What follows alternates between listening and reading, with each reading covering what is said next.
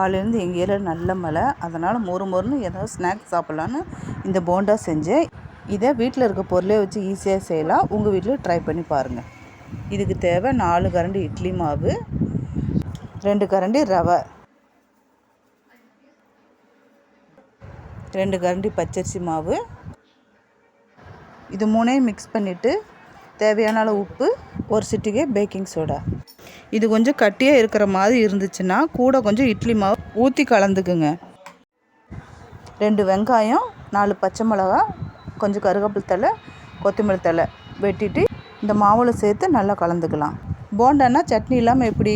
இந்த எண்ணெய் காயிற நேரத்துலேயே ஈஸியாக ரோட்டு கடை தக்காளி சட்னி அரைச்சிடலாம்.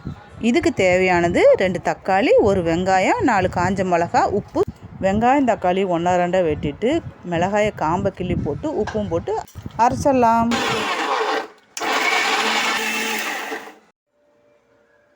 இந்த அரைச்ச விழுதுக்கு ஒரு தாளிப்பு கொடுத்துட்டு லைட்டாக கொதிக்க விட்டு எடுத்தால் ரோட்டு கடை தக்காளி சட்னி ரெடி.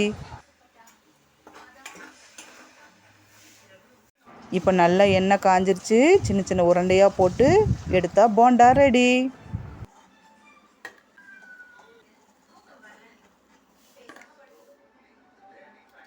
அதே டைமில் டீயும் ரெடி.